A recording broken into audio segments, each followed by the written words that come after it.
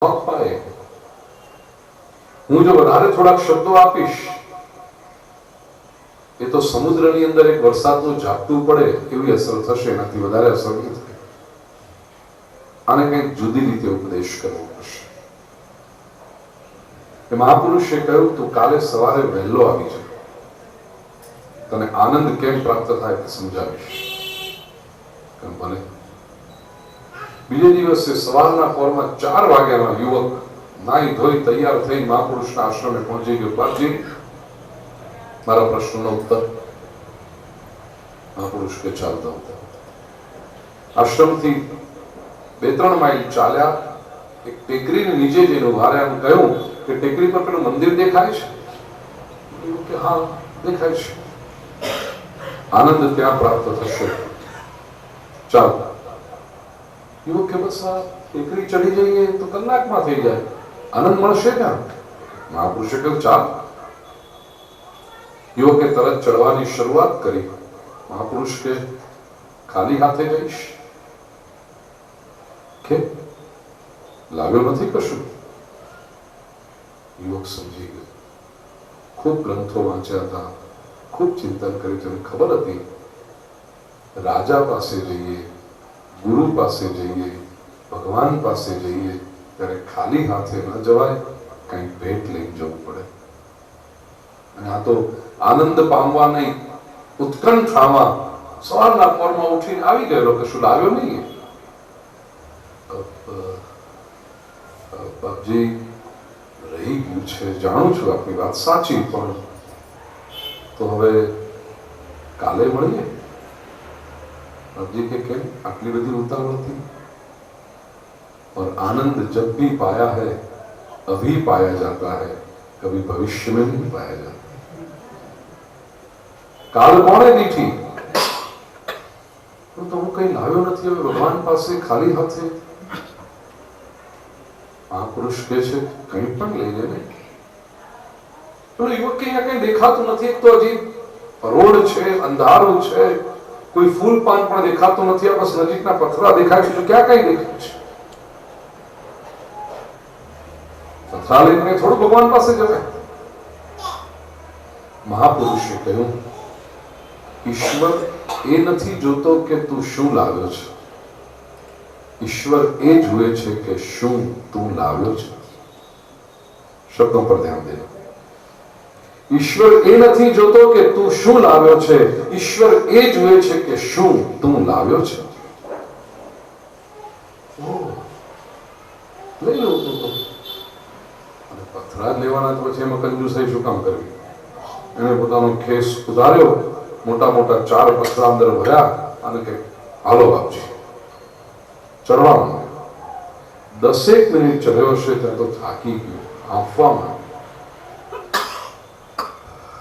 બાપજી, મને નથી લાગતું ત્યાં પહોંચી શકે. કેમ? બાપજી, આ પથરા ચા. બાપજી કે શું કામ ઉપાડે? કે બાપજી આપે તો કહ્યું. બાપજી કે મેં માત્ર એટલું કહ્યું કે ખાલી હાથે જવાય નહીં. શું લેવું, કેટલું લેવું એ તો તારી મરજીથી તે કર્યું. છોડી દે, એકાદ પથરો ફેંકી દે. એવું કરાય? બાપજી કે ચોક્કસ કરાય. શું કામ કરાય? મેં તને શું સૂત્ર કહ્યું છે? ઈશ્વર એ નથી જોતો કે તું શું લાવ્યો છે, ઈશ્વર એ જુએ છે કે શું તું લાવ્યો છે. 4 માંથી 1 પથરો ફેંકી દીધો. 25% વજન ઓછું થઈ ગયું, હલકું લાગ્યું, ચડવા માંડ્યો. પણ બીજી 10 મિનિટ ચડ્યો એટલે એનો થાક લાગ્યો. 3 પથરા પણ ભારે પડ્યા. પાછું મહાપુરુષ સામે જોયું. મહાપુરુષ તો મરક મરક મંદ સ્મિત કરે છે. યુવક કે બાપજી, હજી એક જો આજ્ઞા આપો તો 1 પથરો ફેંકી દો. મહાપુરુષ કે મેં તને કહ્યું જ નથી કશું. બીજો પથરો ફેંક્યો. બીજી 10 મિનિટ ચાલ્યો. હવે 2 પથરાનો પણ ભાર લાગે છે. 1 ફેંકી દીધો, 1 જ રાખ્યો અને 1 પથરો ચટણી પણ ઉપર જતો હતો. અનુભવથી કહું છું, જેમ જેમ તમે ઊંચાઈ પર જતા જાઓ ને એમ ગુરુત્વાકર્ષણની અસર એવી થતી જાય કે ઓછું વજન પણ વધારે લાગવા માંડે. દર વર્ષે કૈલાસ માનસરોવરની યાત્રાએ જાઉં છું, છેલ્લે 7 વખત જઈ આવ્યો. અને કૈલાસની પરિક્રમા કરો એ 16,000 ફૂટની 16,500 ફૂટની હાઈટ પર 1 લીટર પાણીની બાટલી પણ આપણા હાથમાં હોય ને એમ થાય કે કોક લઈ લે તો સારું. કોઈક આવીને કે ગુરુજી લાવો લાવો હેલ્પ કર, લે પકડ, આવે આવે આવ્યા છે મારી સાથે, ખબર છે. એ ઊંચાઈ 1 લીટર પાણીની બોટલ પણ આપણને ભારે પડે. એક પથરાનું પણ વજન લાગવા માંડ્યું. યુવકે કહ્યું, બાપજી નથી પહોંચાતું. બાપજી કહ્યું, એને પણ છોડી દે. છોડી દીધો પથરો, દોડ્યો મંદિરના દ્વારે પહોંચી ગયો. મહાપુરુષને કહે છે, ગુરુજી હવે મને બતાવો આનંદનો માર્ગ કયો છે, આનંદ કઈ રીતે પ્રાપ્ત થાય? મહાપુરુષે કહ્યું, અત્યાર સુધી હું શું કરી રહ્યો હતો? વાલા ભાઈઓ અને બહેનો, આનંદની જો પ્રાપ્તિ કરવી હોય તો પહેલો સિદ્ધાંત એ છે, છોડતા શીખો. શું પકડવું એ નક્કી કરો અને છોડતા શીખો. 4 પથરા છોડવાના છે. તાત્વિક અર્થમાં જો આપણે લઈએ તો જીવનમાં જો સફળતાનો અનુભવ કરવો હોય, આનંદની અનુભૂતિ કરવી હોય તો 4 વાતો મારે તમારે છોડતા શીખવું પડશે. કારણ કે આપણે આ 4 પથરા ઉપાડીને જિંદગીભર રહીએ છીએ. ઠાકોરજીની કૃપાથી બધું જ પ્રાપ્ત થયું હોય અને છતાં આનંદની અનુભૂતિ કરી શકાય નથી. પહેલો પથરો આળસનો પથરો છે. પ્રશ્નો પણ આવ્યા છે કે પ્રવૃત્તિ કરું કે હું એને વણી લેવાનો. ચોથો ને 5મો પ્રશ્ન આવી ગયો. મનુષ્ય જન્મ સફળ શેનાથી થાય એ જ વાત કરી લેશું. પરમાત્માની નજીક જવાનો સૌથી સરળ રસ્તો કયો, એનાથી શરૂઆત કરી. તો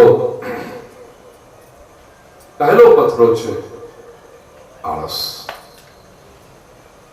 મોટા ભાગના લોકો જીવનમાં સફળ થઈ શકતા નથી, આનંદ પામી શકતા નથી.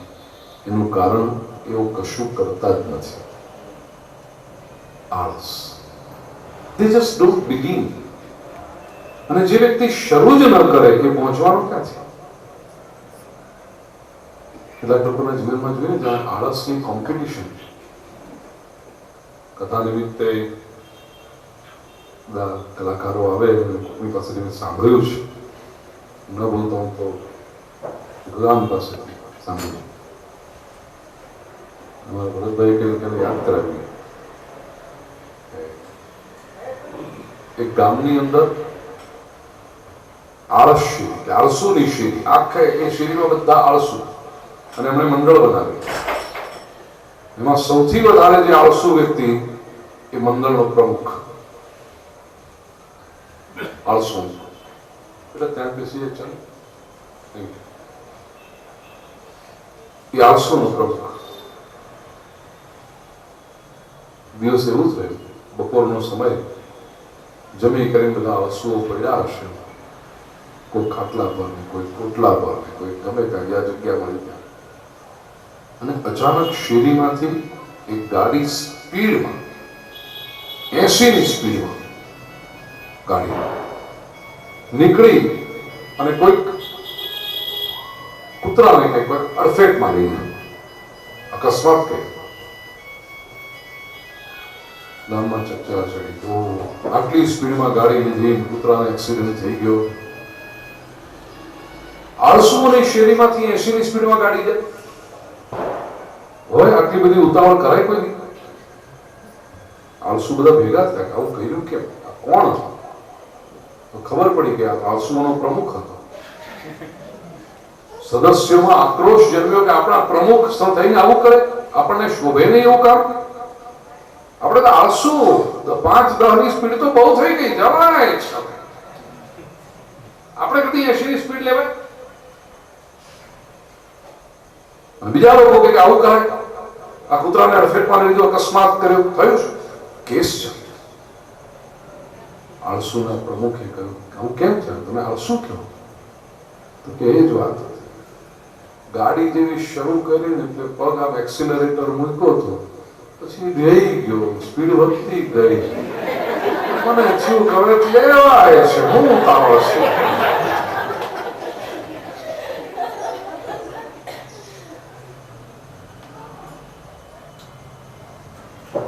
મોટા ભાગના લોકો જીવનમાં નિષ્ફળ જાય છે એનું કારણ આળસને છોડે. આળસનો પથ્થર છોડી દીધો પછી બીજો પથ્થર જે નડે છે એ છે આદતનો પથ્થર, હેબિટ્સ. સોરેન કિર્કેગાર્ડ નામનો એક બહુ મોટો યુરોપિયન વિચારક છે, કહે છે every individual is like a bundle of habits. માણસ મટીને મશીન થતો જાય છે, આદતોનું ચાવી દીધેલું પૂતળું થતો જાય છે. પ્રત્યેક વ્યક્તિ પોતાની આદતો પ્રમાણે, આપણે કહીએ કે અમે માણસ છે, કાંઈ નવું કરતા નથી, આદત પ્રમાણે જીવન ચાલે છે. પ્રત્યેક જીવન જાણે આગલા દિવસની ઝેરોક્સ કોપી ગયું.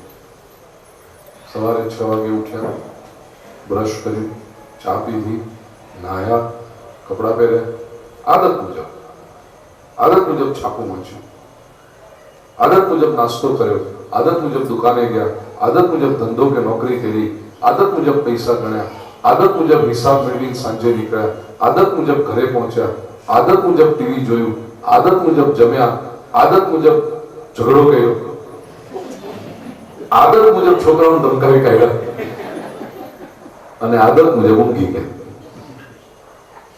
આપણો પ્રત્યેક દિવસ જાણે આગલા દિવસની ઝેરોક્સ કોપી જેવું. આદત મુજબ. અને બીબાઢાળ જીવન શૈલી એ તો ઠીક, પણ તમને ખબર છે આપણી જે અનુભૂતિઓ કહેવાય, આપણી સંવેદનાઓ કહેવાય, એ આદત મુજબ. આપણા સુખ દુઃખ પણ આદત મુજબ. કોઈક આપણી પ્રશંસા કરે એટલે આપણે સુખી થઈ જઈએ, આદત મુજબ. પછી એ વખતે વિચાર ન કરીએ કે આ પ્રશંસા સાચી છે. લગ્નના રિસેપ્શનમાં જઈને તમે કોઈ પણ બહેનને કહો, ઓ યુ લુક ગોર્જિયસ, તમે કેવા સરસ દેખાવ છો, એટલે એ બહેનના ચહેરા ઉપર 500 વોટનો બલ્બ આવી જાય. એ બેન એવો વિચાર ન કરે હું ખરેખર દેખાઉં છું, મારા વખાણ કરે. આદત મુજબ રાજી થઈ ગયા, સુખી થઈ ગયા. અને આપણે દુખી પણ થઈએ છીએ આદત મુજબ. કોઈક આપણી નિંદા કરે એટલે આપણે દુખી થઈ જઈએ, આમ કરમાઈ જાય મોઢું. કોઈ મોઢું નીચું કરી બેઠું ને આપણે કહીએ શું થયું, અરે બધા કેવું કેવું કે લોકો કહે છે તમે કાંઈ કહ્યું, અમે કાંઈ કર્યું નથી, પણ તો લોકોને કહેવાતા તમે કામ દુઃખી થઈ જાવ. કોઈ કે નિંદા કરી એટલે આપણે દુઃખી થઈ ગયા, આદત મુજબ. એ વખતે એ પણ જોવા ન ગયા કે આ નિંદા સાચી છે કે ખોટી છે. આખી જિંદગી આદતોનો ગુલામ થઈને માણસ જીવતો હોય છે. આદતોથી જે જીવતો હોય એ આનંદને ન પામી શકે. આળસમાં જીવતો હોય એ આનંદને ન પામે. આદતમાં બંધાયેલો હોય એ આનંદને ન પામે. આદતના પથરાને છોડે. ત્રીજો પથરો અહંકારનો પથરો, ઈગો. અહંકાર શબ્દની સંસ્કૃત પરિભાષા પ્રમાણે જો સમજી લઈએ, વ્યાકરણ પ્રમાણે, અહમ એટલે હું અને કાર એટલે કરવું. હુંકાર, હું. માણસ છોડી શકતો નથી. દરેકને અહંકાર થયો. નરસિંહ મહેતાએ બહુ સરસ ગાયું, હું કરું એ જ અજ્ઞાનતા, શકટનો ભાર જેમ શ્રાંત. આખો દિવસ ધોરી બળદ એ મજૂરી કરી હોય ખેતરમાં, ખેડૂતે મજૂરી કરી એના પરિવાર સાથે ઘાસ કાપીને પછી બળદગાડામાં ભર્યો છે, ઊંચું બાંધ્યું. આખા દિવસની ખેતી કે કામ કરીને થાકેલા બળદ એ એટલું ઘાસનું ભરેલું ગાડું ખેંચીને જતા હોય, કેટલી મહેનત પડતી હશે એમને. પણ એ ગાડા નીચે કૂતરું ચાલતું હોય ને, એ ચાલતા ચાલતા વિચાર કરે હું ન હોઉં તો ગાડાનું શું થાય. અહંકાર કરનારા વ્યક્તિની આ સ્થિતિ હોય છે. આ સંસાર તો પરમાત્માની કૃપાથી ચાલી રહ્યો છે. આપણે તો માત્ર નીચે ચાલતા હોય એવું છે. મારા વગર ન ચાલે, હું ન હોઉં તો શું થાય? બધું પાણીમાંથી આંગળી નીકળે ને જગ્યા પુરાઈ જાય ને એમ માણસો પાછળની જગ્યાઓ પુરાઈ જતી હોય છે. Nobody is indispensable in this world. આપણા વગર નહીં ચાલે આવી ગરમી તો કોઈએ રાખવી જ નહીં. બહુ સરસ ચાલે